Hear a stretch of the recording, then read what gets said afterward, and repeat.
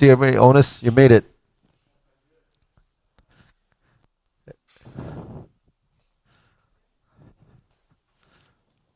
Oh, we're gonna bow in. Ready? Bow. Salute. So if you want the windows open, just feel free to crank them open. I'll get this one. Because it's summer out today, right?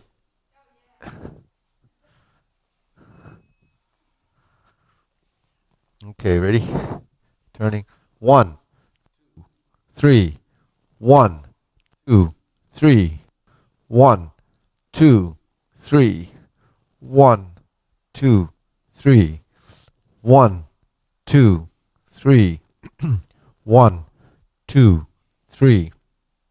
1, 2, 3. 1, 2, 3. 1, 2, and stop. To the side. 1, 2, 3. 1, 2, 3. 1, 2, 3. 1, 2, 3. 1, 2, 3. 1, 2, 3. 1, 2, and stop. Okay, hands up. Reach down. 1, 2, 3. To your right, to your left. Center. Inhale. Exhale. Hands up. Reach down. 1, 2, 3. 1, 2, 3. 1, 2, 3.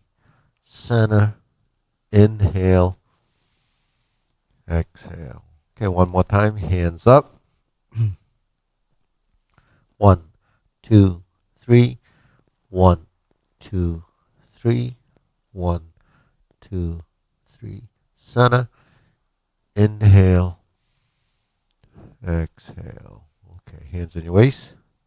Circular movements. 1, 2, 3, 4, 5, 6, 7, 8, 9, 10. 1, 2. Reverse. Other direction. 1, 2, 3, 4, 5, 6, 7, 8, 9, 10. 1, 2. Center. Cross knees. 1, 2, 3, 4, 5, 6, 7, 8, 9, 10. 1, and stop. Reverse. 1, 2, 3, 4, 5, 6, 7, 8, 9, 10. 1, 2. Center. Hands your waist. Neck turning. 1, 2, 3, 4, 5, 6, 7, 8, 9, 10. 1, 2. Back and forth. 1, 2, 3, 4, 5, 6, 7, 8, 9, 10. 1, and stop. Center.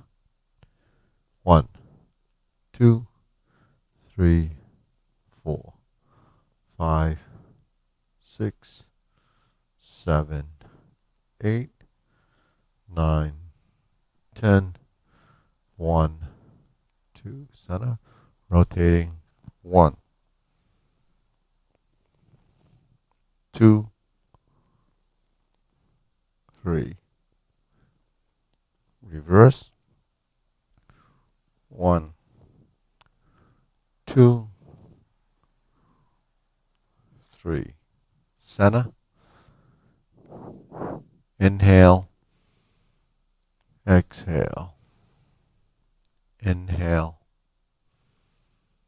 Exhale. Inhale. Exhale. Spread your feet. Turn your shoulders. 1, 2, 3, 4, 5, 6, 7, 8, 9, 10. 1, 2, 3, 4, 5, 6, 7, 8, 9, 10. 1, 2, 3, and stop. Turn. Stretch it out.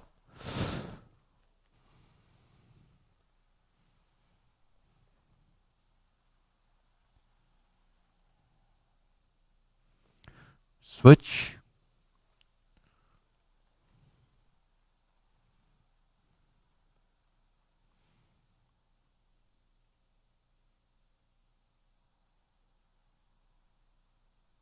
Switch.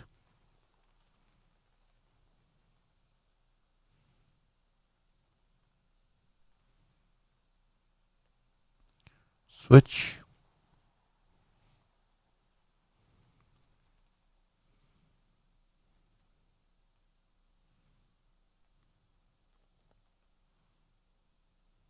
Switch. Straighten the front knee.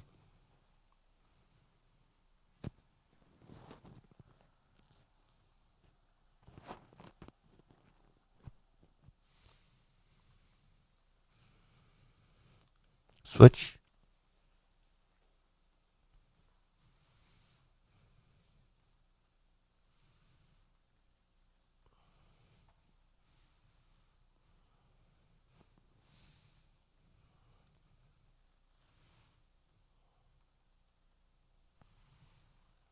Switch.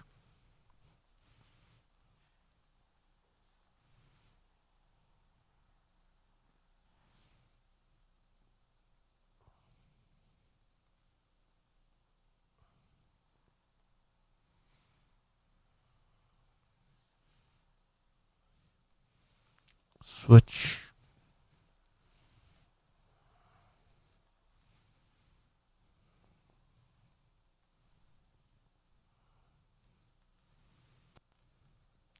Center.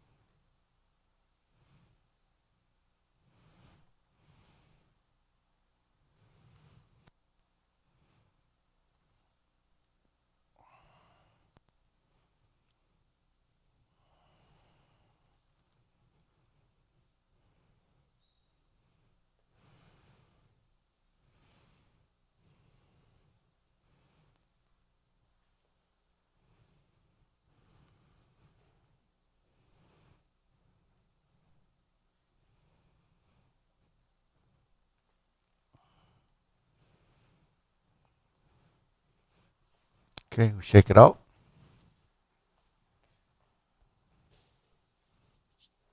Deep breathing. Inhale. Exhale. Inhale. Exhale. Inhale. Exhale. Okay, we'll go. Okay, shoulder roll.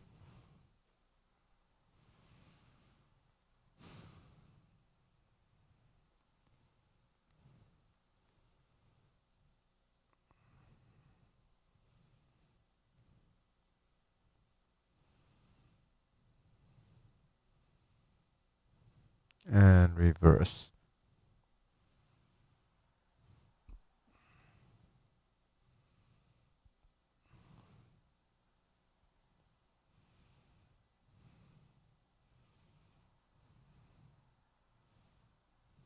Okay, center. Press, release, exhale, inhale.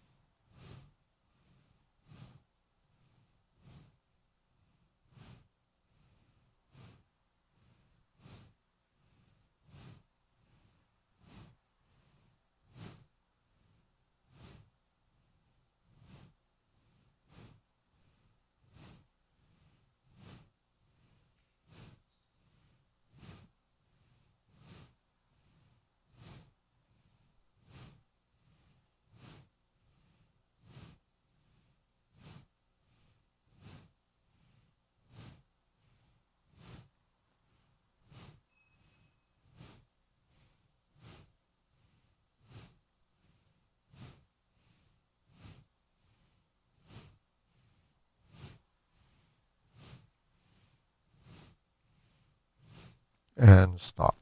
Deep breathing. Inhale. Exhale. Inhale. Exhale. Inhale. Exhale. Okay, wrists.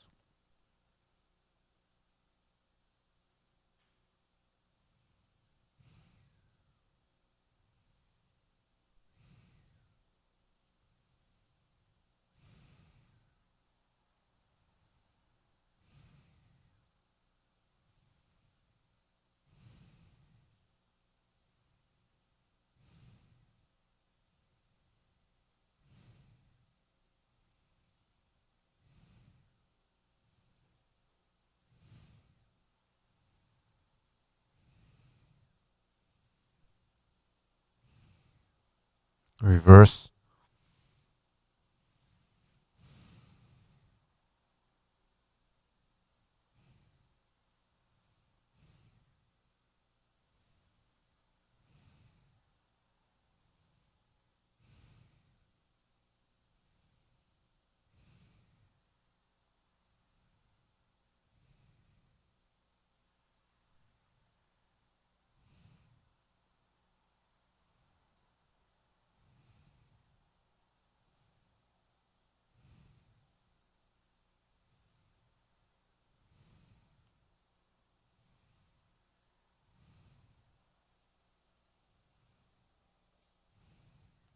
And center.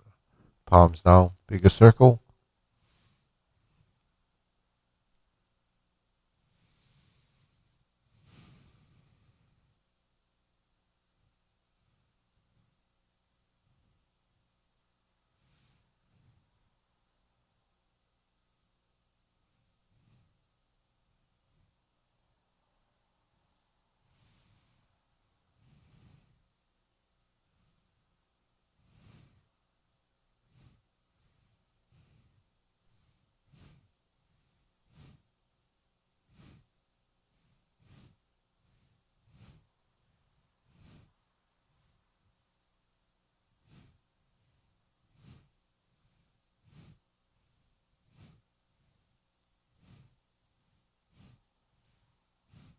And stop.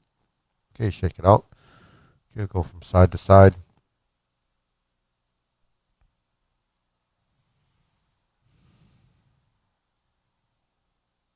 Okay. Stand on one leg.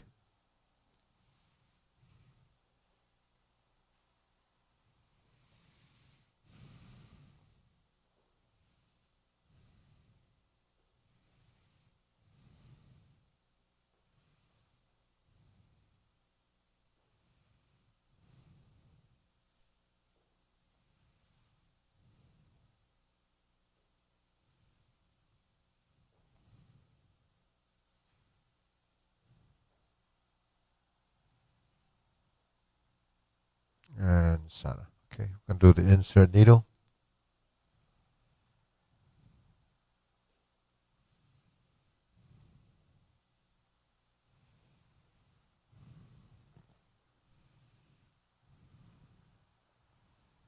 Switch.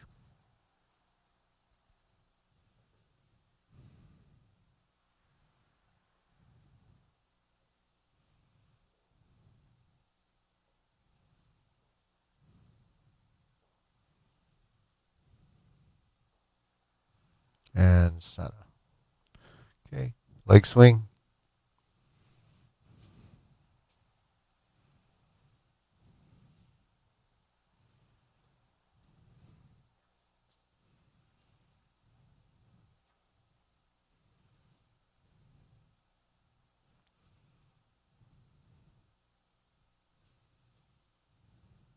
And switch. Remember to turn the shoulders a little bit.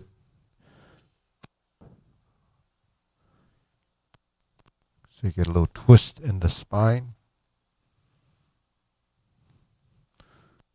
Try to track the center line.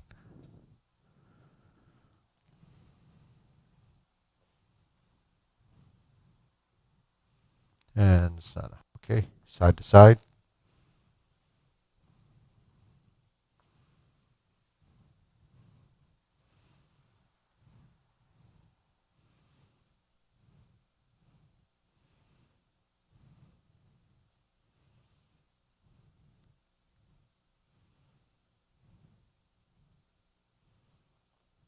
Okay, switch.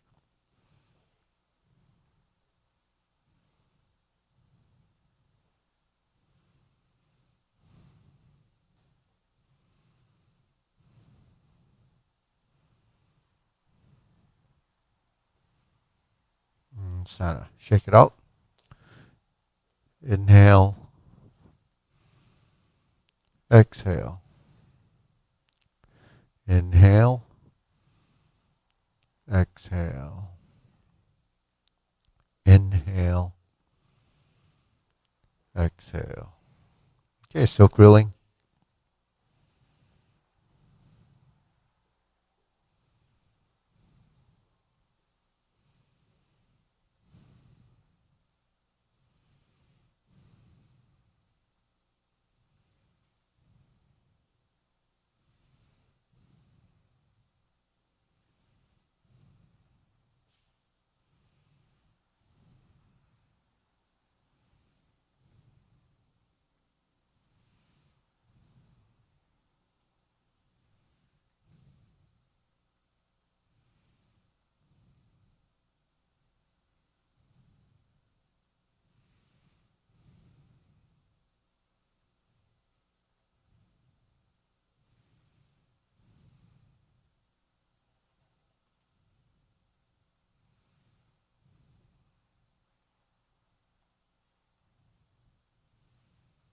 And switch. Other direction.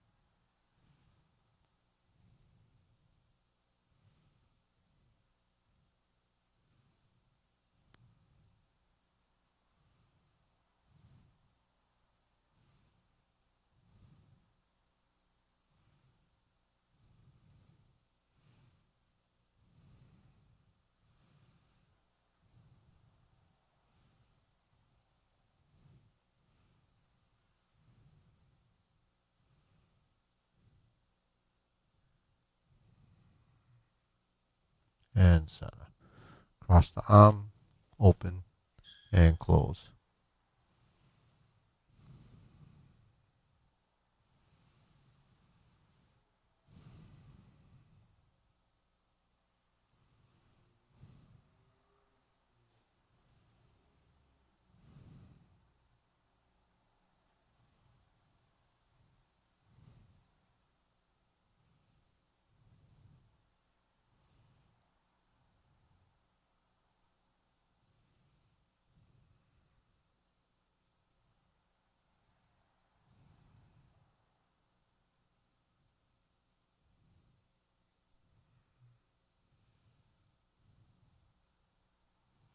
Switch.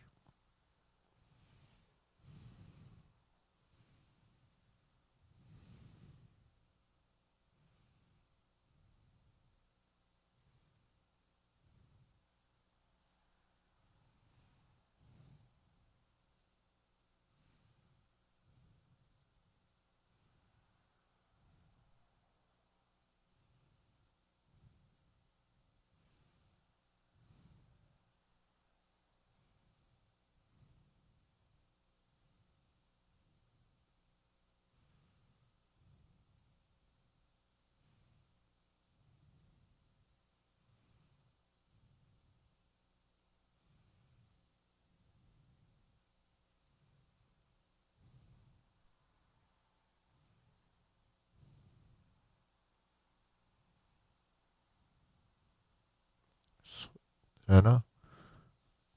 Preparation.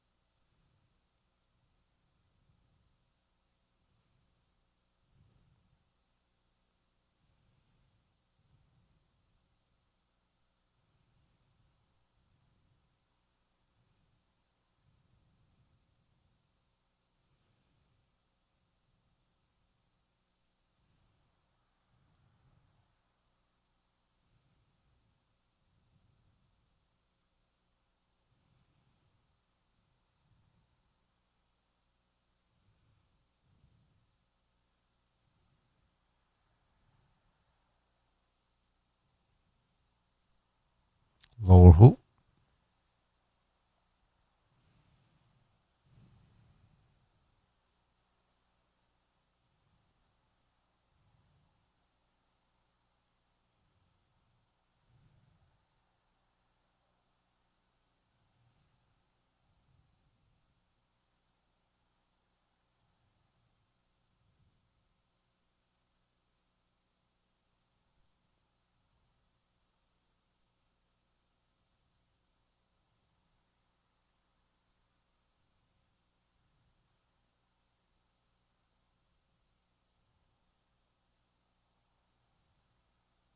Shoulder height.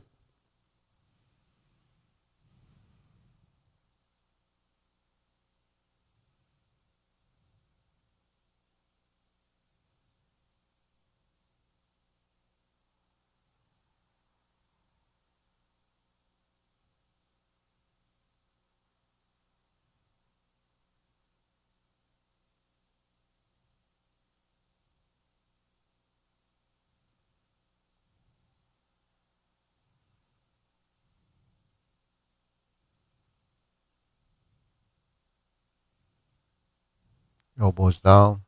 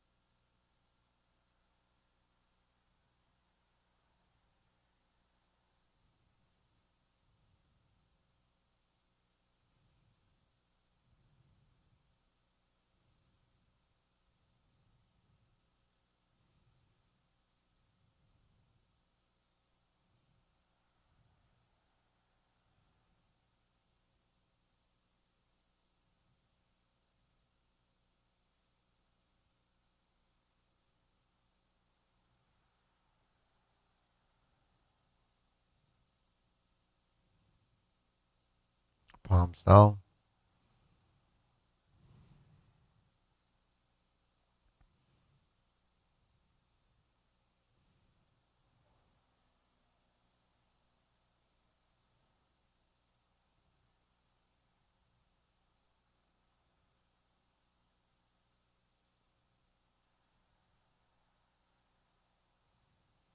Extend.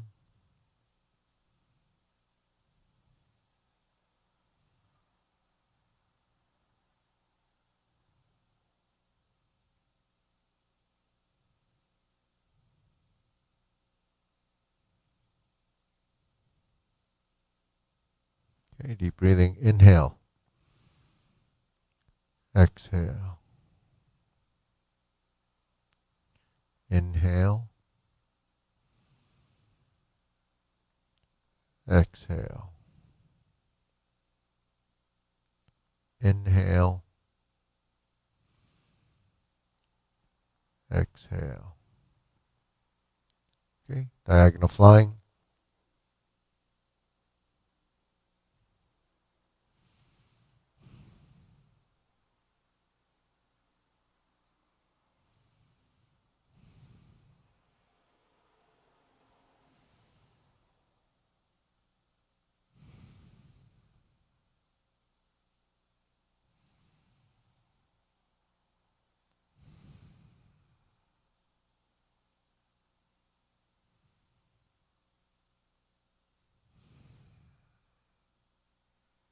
Switch.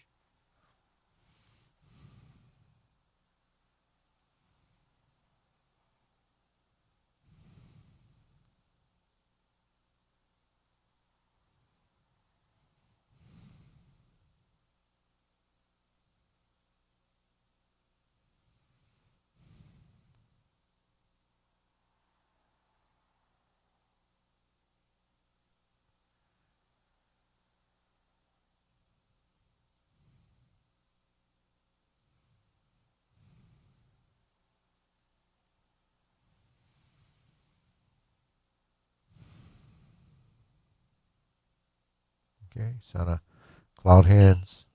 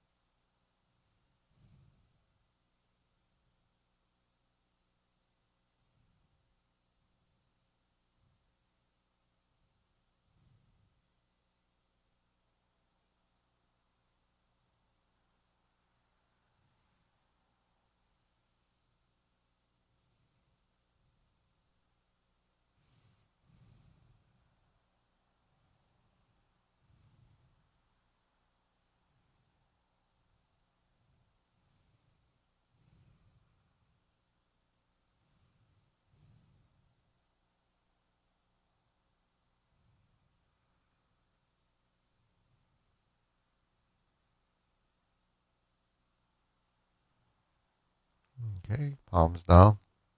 Lift up, carry tiger to the mountain.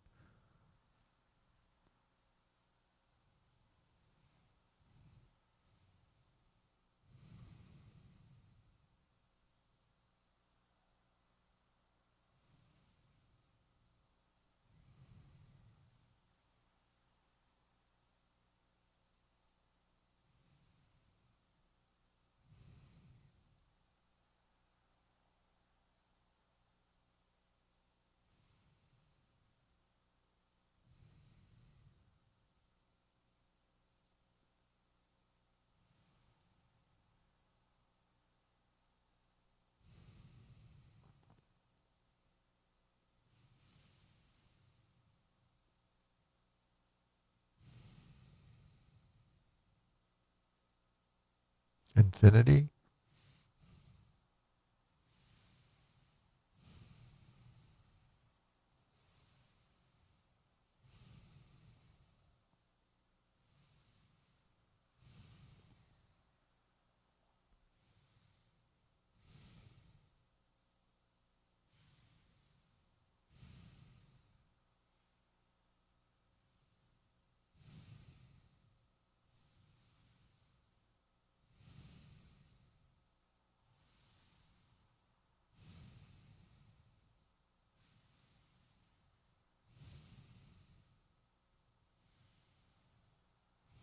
Form the fists.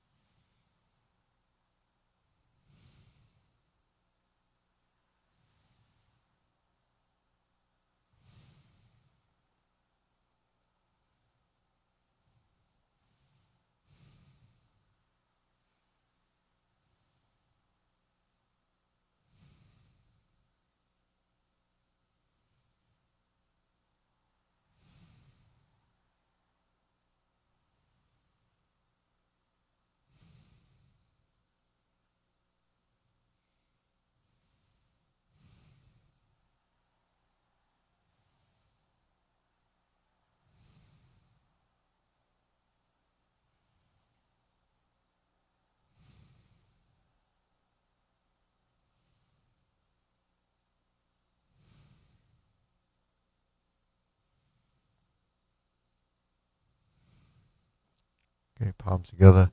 Strum the lute.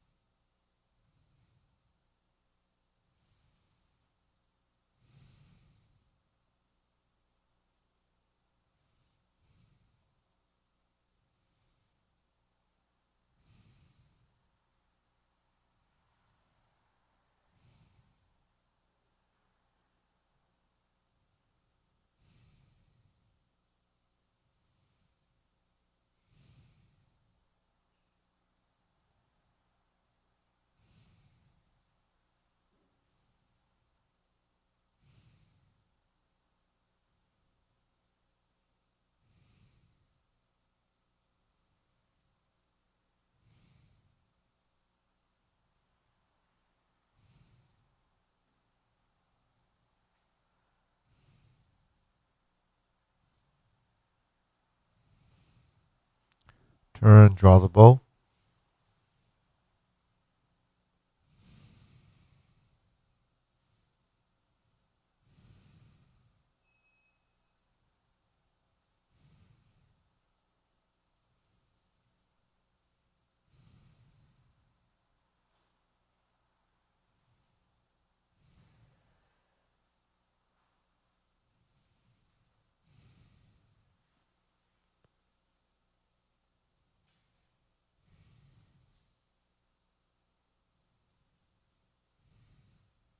Okay, fan to the back.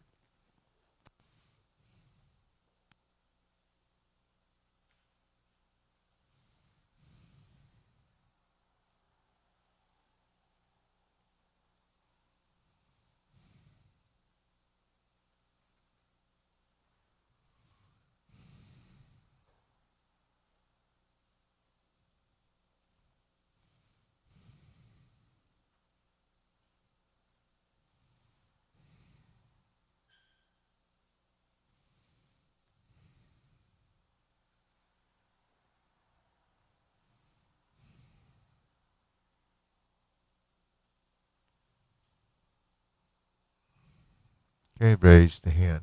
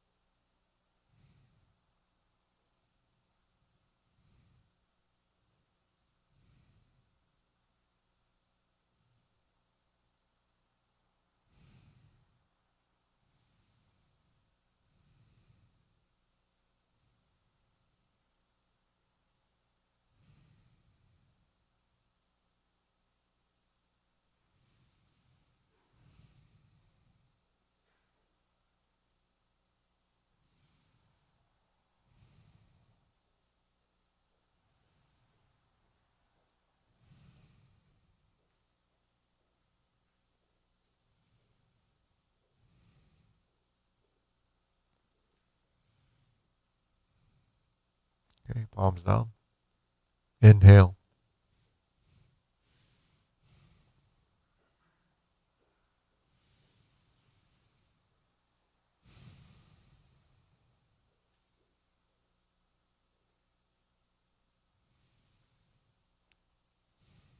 Okay, so go through this Tai Chi Paradigm form. You can shift around a little bit if you want. Okay, ready? Preparation.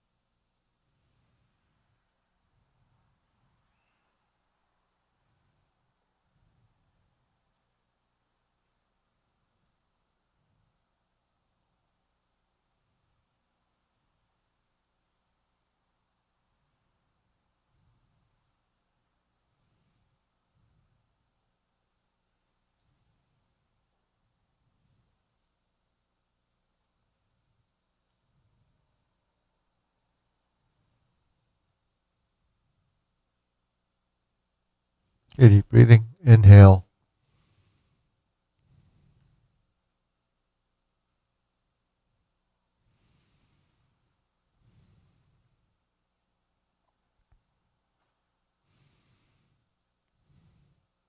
Okay, so let's do the closing movement from single whip. So we hold the ball, reverse, and begin to pivot the hand, diagonal flying to the right. Turn the palms down, both sides. So we shift over, find your center, plant that foot, toe down to heel. And then as the hands transition going to the front, you start to sit back. So that's compensating for the forward arm movement.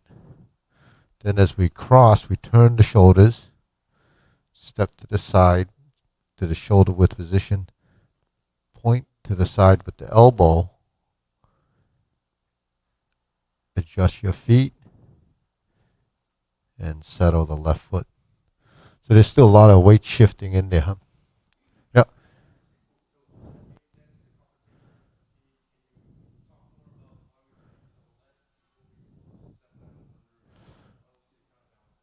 Okay, so that's not specifically counterbalance as much as balancing opening and closing. Okay, so if you watch the movement, right? First we're breaking it down. 1, 2, 3. 1. That's what happens to the hands. 1, 2 is in the legs. When we're here, we're slanted, and then we're going to shift. So we expand, but this one is expanding as we turn.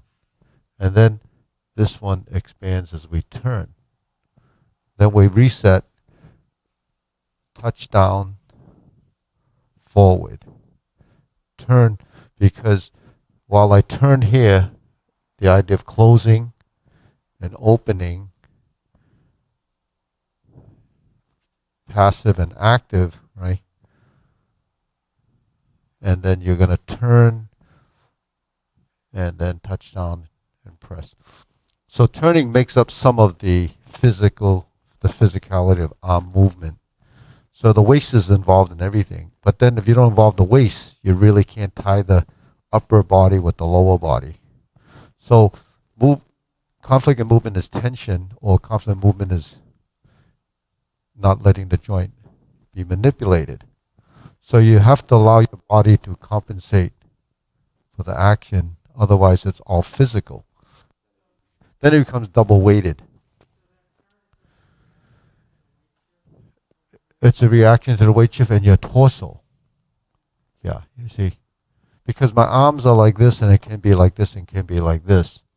So this is all physical movement because the muscle contracts, boom, boom, boom. But if I'm like this, and I go like this, and I go like this, and I go like this, that's movement that is expanding and contracting, opening, closing. That's actually connecting and disconnecting your joints. So this whole process of doing all of the things that we do is learning how to manipulate our skeleton, because most of us really move our skeleton on a physical basis, but a lot of times too physical, excessiveness. So in balance, you have to have some movement and some non-movement. That's stillness and action.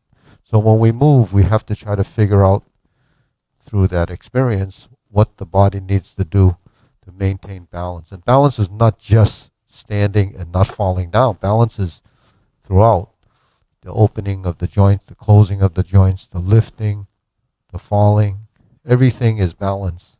So if I turn this way, I have to turn this way. If I go forward, I have to go backwards. So that's, it's like that with everything in nature. There's that balance. Everything is, you open the door, you close the door, right? Everything is that. Turn the light on, you shut it off. You buy some stocks and you sell it. Sometimes not so good. But the thing is, everything is working off of this equilibrium.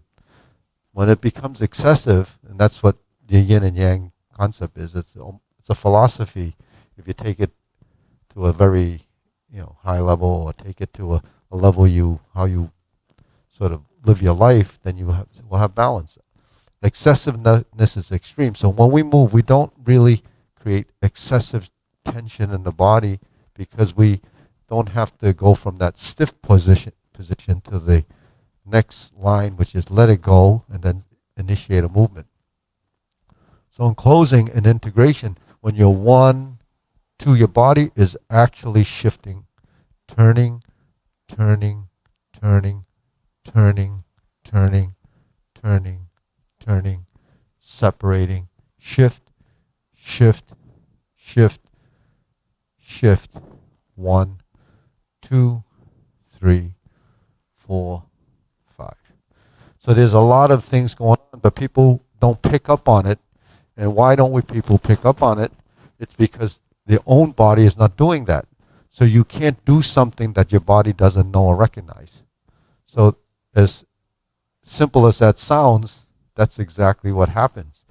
So you can't see something you don't know, right? Or have experienced. So when you learn something like this, it's total experience, because you have to go through the process to experience what you're going through. But if you don't do it long enough, you never will experience the sensitivity or what's involved to even reach that level of understanding. So it's really a journey, but that's the whole process. And there's the benefit. Without the journey, there's no benefit. If everything happened like that, you wouldn't do it. So anyways, we'll go through the long form. Ready?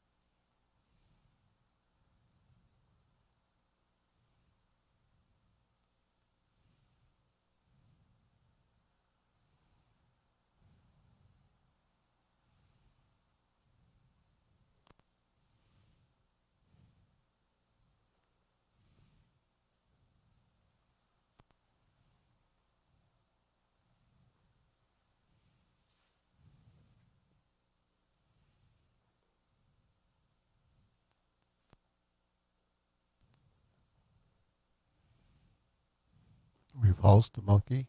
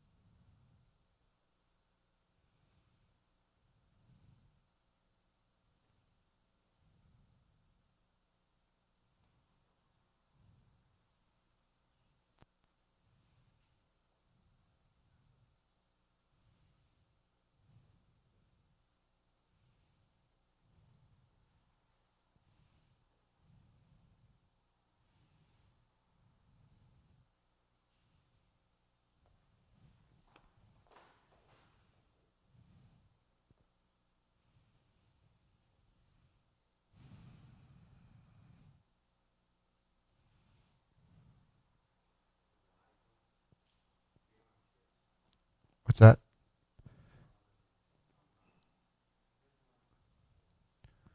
The article? That's what's, yeah. No, the pictures are for next class. Yeah, we'll take a picture of you.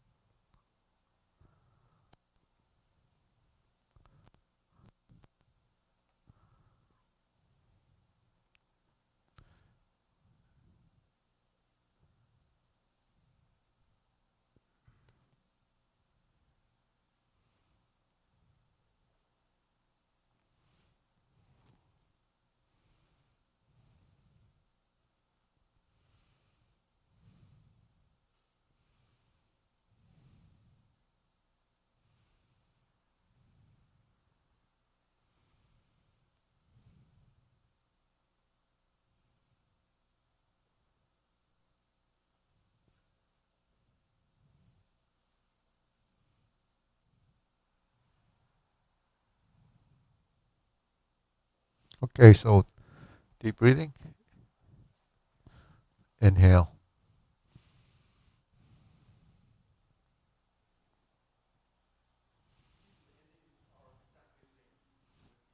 Yeah. There's no difference because the consistency of how we move the body is the same. So, what's the big difference between, say, dance and Tai Chi or dance and Kung Fu, as far as form and sequence, is that martial arts has a conscious intent and a functionality. Both have aesthetics, but depending on what your goals are. So dance a lot of times is choreographed and it's really for aesthetics, but they still have the idea of body alignment and transitions and shifting weight, but they don't have the conscious intent of what that movement is going to be used for. So that's kind of what distinguishes martial arts from dance. But when we do our forms, we have to understand the principle that drives the movements, because that's what the founders discovered over the years of practice.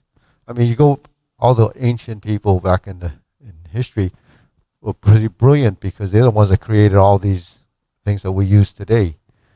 From even the the social history and the laws and everything that the guidelines on a social level. But for us, it's the guidelines to movement and guidelines to using it to strengthen the human body, They didn't have any other way of figuring it out. So the people that were smart enough to actually kind of explore that allowed us to carry it forward. But because people don't practice this the same way like they did, there's always going to be a degeneration of understanding. So it's like your kids are not going to do the things that you did, building, your, whether it's your wealth or whatever you did. So the people that start something usually are the ones that really struggle with it and make it what it is. So we're just the recipients of that, whatever they did. So and you get very few people that want to pursue the depth of what they had to offer. So that's why could be somewhat of a dying art. People don't practice it the same way. I do it like this because I've been doing it for a long time, and I think like that because I've been doing it so long now. So I constantly explore and go through this, journey trying to discover. And whatever I discover is what I share with you as a teacher. So when we go through a lot of the drills that we go through, it's a physical thing on one level, but there's a lot of principle and concept and theory built inside why we would do something. We're creatures of habit, so we have to do things over and over again. Habits can be good, habits can be bad, depending on what the intent of the motion is. But if you don't really understand it on this level, you can't really teach it to this level, because the body only does what the mind tells it to do. That's why they say the mind is a director. So if I took the silk reeling exercise, for example, there's so much built into that exercise while we're just doing it just to go through the motions. When we move our spine, we constantly have to track and turn looking for a specific point. So one of the concepts that they have, it's called Mi Lui Zhong Jing, right? Mi Lui is your tailbone. Zhong Jing is the centering. Now, are you centering it there? No, you center it within the realm of your body. So if I'm here, my center is constantly moving. That's your tailbone. So if I go forward and I turn to here, my tailbone is here. There's a center point there. But then when I come to here and I go on one leg, there's only one center. That's the one that goes through the heel. So when you move, you're constantly finding that point, and then that's your center line. Because the other concept they have is your spine is like a flagpole, and a flagpole is always straight and it's always vertical. So you have to they use that as an analogy. So if your spine is working like that flagpole, then it has to be plumb and vertical, and you move through that, manipulating your torso and tying it to your legs. So all your joints in the lower body and the upper body, including ones through your torso, have to be manipulated and working together to create that balance. So there is active, there's passive, there's opening, closing, there's rising, there's fall. It covers all the dimensions, but we can't detect those dimensions in the body because we don't know and don't have the ability to track every little thing that's going on, because our consciousness can only kind of follow one thing at a time. Until it gets into your subconscious, then what happens? It becomes automatic, innate. So it starts to happen as a course of your movement, and then it improves. It gets better and better and better. And that's what happens to that journey, that experience. So when we're here, you see that there's diagonal flying here. We see that there's a position here, but your body form is there. Now when we sit back, we have to sink this knee. Now when we turn, we have to turn more because the spine has to get to here. Now then we have to turn more to get it to here.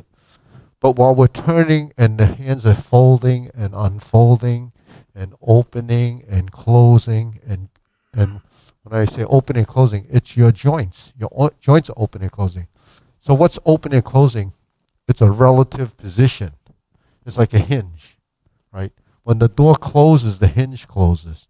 When the hinge opens, the hinge spreads apart. So your elbow is a hinge joint. Your knee is a hinge joint. So when you fold it and open it, you have an expansion and a contraction, and it creates a motion. So when the hinge spreads, the door opens. But then that also has a certain amount of structure to it, and it's wherever it's screwed into. If what it's screwed into is not very stable, then the door starts to fall. That's not going to swing. So when you move your body, you have to create this balance of strength and passive motion, non-strength. So when we fold like this and we sink and we lift and turn, how much involved is the mind and the brain? A tremendous amount, right? Because you get 50,000 things going simultaneously. Who's figuring that out? This program is figuring it out. So all the computer guys would know that it's pretty complex stuff. Try to write that program, and you're going to be there for several years, and that's just to get a couple of those motions. But the amazing thing is we adapt, and we can do this on the go, and it constantly builds. So that's the big advantage of doing something that's sequential, because now you're building sequential memory, so the neurons in the brain are working hard, trying to figure out your redeveloping new synapses and wires, and so it has to keep expanding. So your brain continues to evolve to a very late, actually doesn't stop. It'll continue to do that to the day you die. So that's why it's a good thing to keep moving. So moving is essential to life, and that's how I look at it. But look at the depth of information you can get from doing these movements. You develop a certain amount of analytical skills, right? It's the same brain that's thinking about everything else. So then you start to think about things in a simple way, because the relationship in the body becomes a relationship on the outside. So then you start to understand a lot of things that you'd never think you would understand. So, but to me, that's my experience. If I tell you that that's going to happen, it's hard for you to believe it because you haven't reached the point of, not just on the physical movement, but on how you think, right? So, but anyways, you have any other question? You want to work on something? Well, no question is stupid.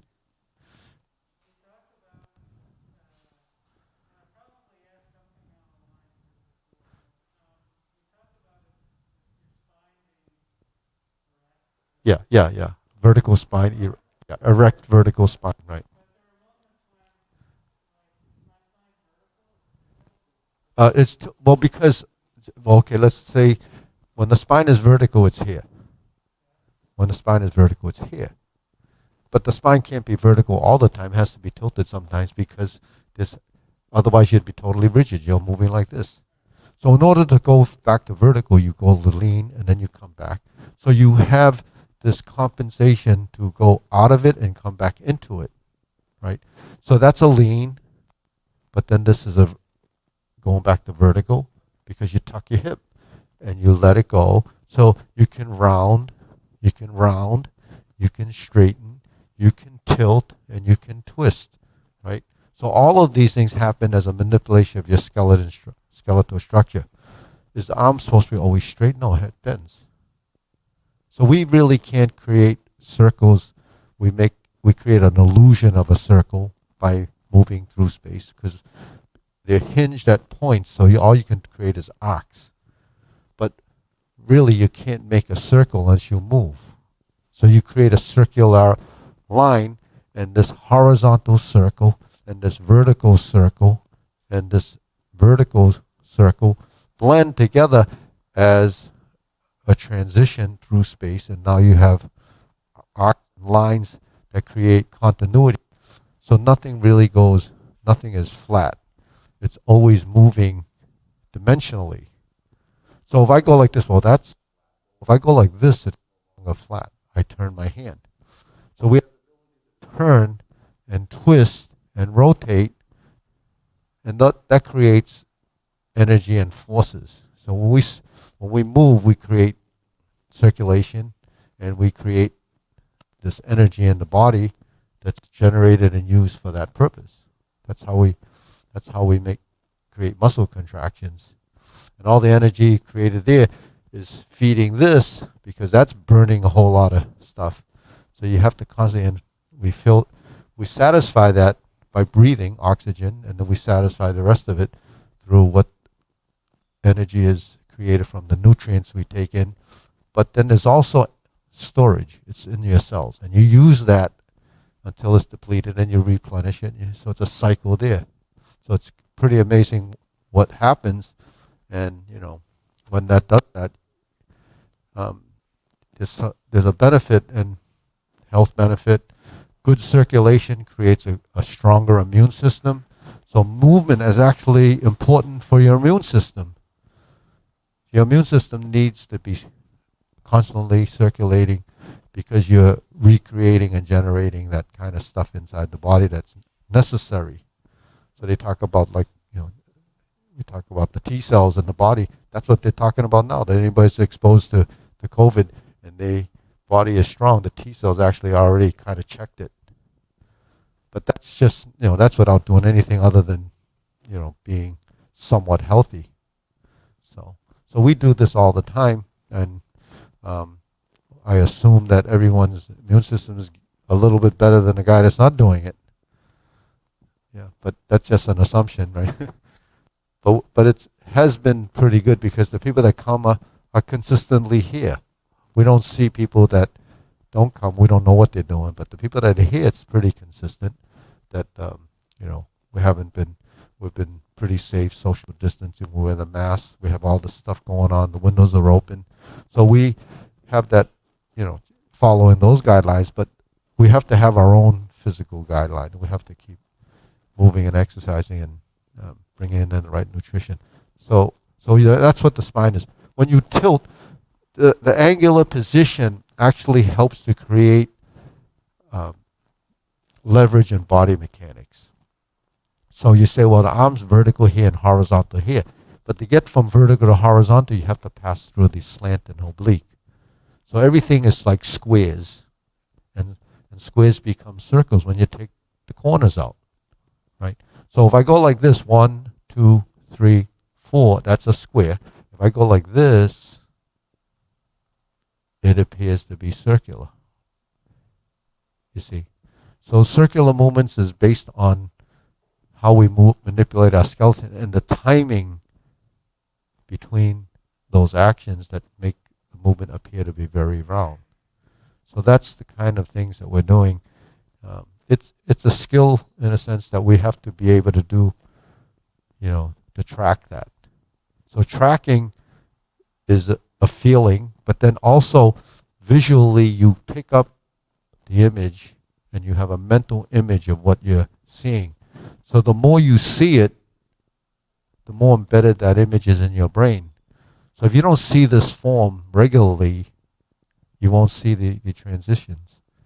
So that's why video actually is a big advantage to memorize sequence, but it's not so good to see three-dimensional movement because you really can't see it. If I go like this, you can't see the volume of this circle because all you see is this and you see this. You don't know how deep that is until you show that it's here. it's like that. And then when you go up, you don't see the volume until you're here. So that's why, so when we do our forms, we have to fill the space and create a certain volume in the movement. And that volume has to be consistent relative to your body. So when we bring the hands together to form a triangle, it's your triangle relative to your body because your arm is so long. Otis's triangle is going to be bigger than mine because he's taller. The width of his shoulder, this is your shoulder width movement. So when you make your hoop and your wrist lines up with your shoulder, then that's going to give you the correct arc.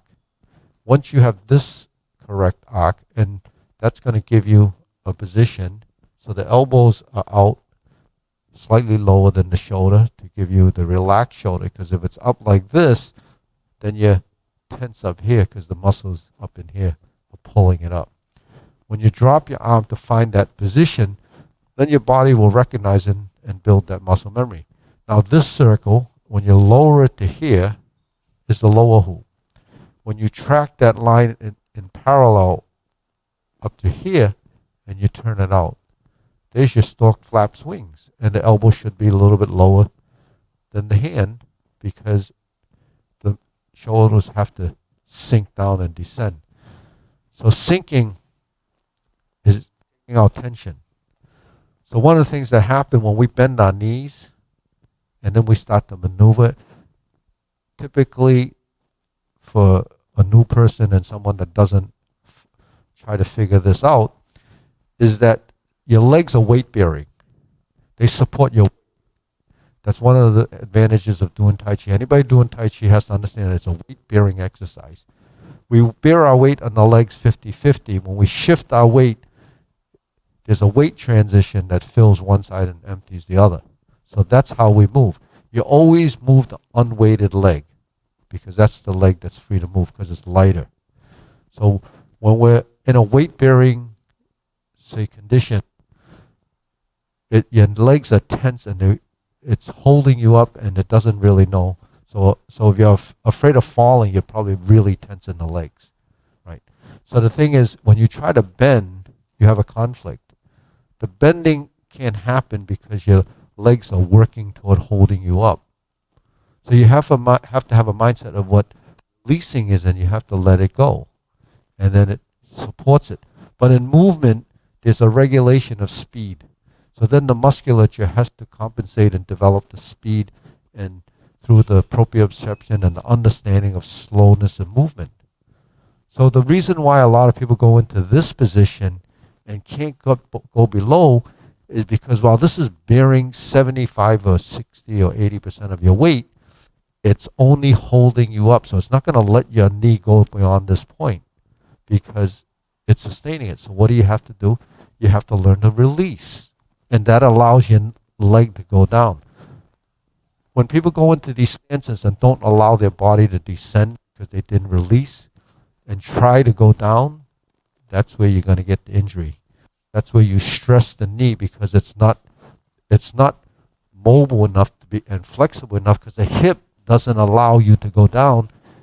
So all of it's tense, and if the hip is tense and the ankle is tense, your knee is going to be stressed because the lateral motion is going to injure the side of your knees.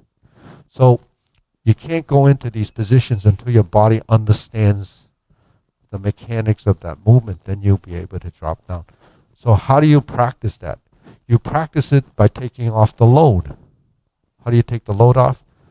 Pick it up and you can fold your knee, right? Well, you use a chair, take most of the weight off the leg, and you begin to fold your knee. And then it starts to allow you to collapse the knee to a more folded position. Now, if you haven't folded your knees for the last 50 years, then your ligaments and tendons are going to be a little bit shortened, or not really shortened, but the muscles still not letting go. So you have to get your body acclimated to the downwardness of that position, and then you build off of that. So that's how we have to go through this process to learn. We have to teach our body how to do a lot of these things. So, we have to overcome some of the resistance that the body has. And resistance is part of everything that we do. You know, it's a daily activity to meet resistance. So that's just outside of the body. Inside the body, you still have it. So, anyways, you want to work on something? So, well, here's the drill that we were talking about, right? 1, 2, 3, 4. So how does that work? We to shift our hands and legs, but then turning corners. So Otis, how would you get over there if you wanted to turn? Right? Yeah, to take a step going. Like if you're making a right turn or a left turn, now turn toward me, yeah, and then turn. So yeah, good. And then you turn back, right? So it's pivoting, right? So that's what we do in Tai Chi, right? So when you practice, and this is what I teach sometimes, we walk 1, 2, 3. It's just a military turn. It's just a military turn. That's all we're doing. But it's a toe-heel relationship.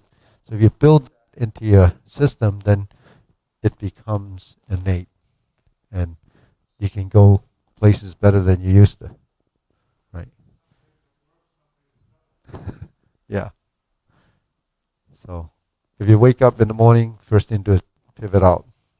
All right, we're going to bow. Ready? Up. Salute. Okay, Carlos.